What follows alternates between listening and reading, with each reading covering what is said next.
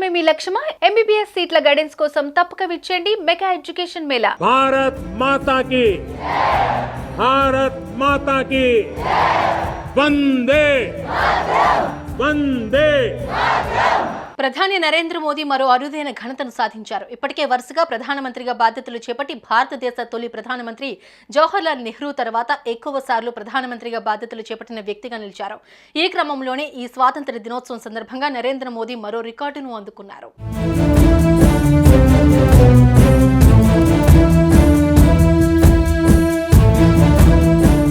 దేశ 78వ స్వాతంత్ర దినోత్సవాలను పురస్కరించుకుని ప్రధానమంత్రి నరేంద్ర మోదీ దేశ రాజధానిలోని ఎర్రకోటపై జాతీయ పతాకాన్ని ఎగురవేశారు. ఇప్పటి వరకు 10 సార్లు ఎర్రకోటపై జెండా ఎగురవేసిన ప్రధాని మోదీ ఇప్పుడు 11వసారి జాతీయ జెండాను ఆవిష్కరించారు. అనంతరం ఎర్రకోట వేదికగా దేశ ప్రజలను ఉద్దేశించి ప్రధాని మోదీ 11వసారి ప్రసంగించారు. 2014 ఆగస్టు 15వ తేదీ నుంచి ఇప్పటి వరకు ఆయన వరుసగా రెడ్ ఫోర్ట్పై మువ్వన్నెలను రెపరెపలాడిస్తున్నారు.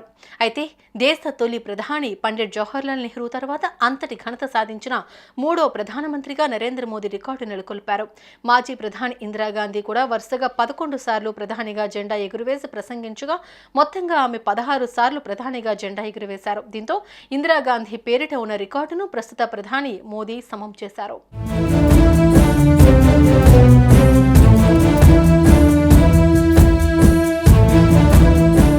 ఢిల్లీలోని ఎర్రకోటపై మువ్వెన్నెల జెండాను ప్రధానమంత్రి నరేంద్ర మోదీ ఎగురవేశారు. ఈ కార్యక్రమానికి కేంద్ర మంత్రులు, ప్రతిపక్ష నేతలు, 6000 మంది ప్రత్యేక అతిథుల సమక్షంలో జాతీయ జెండా సగర్వంగా రెపరెపలాడింది. ఈ క్రమంలో ఎర్రకోట వద్ద ప్రత్యేక హెలికాప్టర్ల ద్వారా పూల వర్షం కురిపించారు. 2047 వికసిత భారత థీమ్తో 15 ఆగస్టు వేడుకలు నిర్వహించారు. 78వ స్వాతంత్ర దినోత్సవం సందర్భంగా ప్రధాని నరేంద్ర మోదీ సరికొత్త రికార్డును క్రియేట్ చేశారు. ఏకధాటిగా 98 నిమిషాలు ప్రసంగించారు. స్వతంత్ర భారత చరిత్రలో ఏ ప్రధాని కూడా ఇంత సుదీర్ఘంగా ప్రసంగించలేదు. 2047 నాటికి వికసిత్ భారత్ లక్ష్యం కోసం కలిసి ముందడుగు వేద్దామని ప్రధాని పిలుపునిచ్చారు.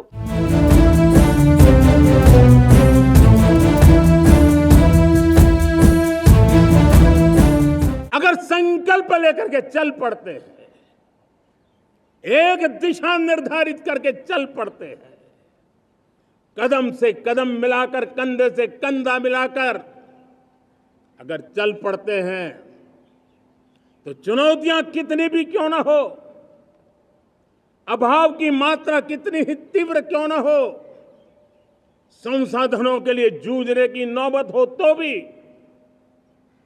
हर चुनौती को पार करते हुए हम समृद्ध भारत बना सकते हैं. हम 2047 विकसित भारत का लक्ष्य प्राप्त कर सकते हैं. जय हिंद, जय हिंद. సుమన్ టీవీలో మీ పర్సనల్ అండ్ బిజినెస్ ప్రమోషన్స్ కోసం కింది నెంబర్కి కాంటాక్ట్ చేయండి.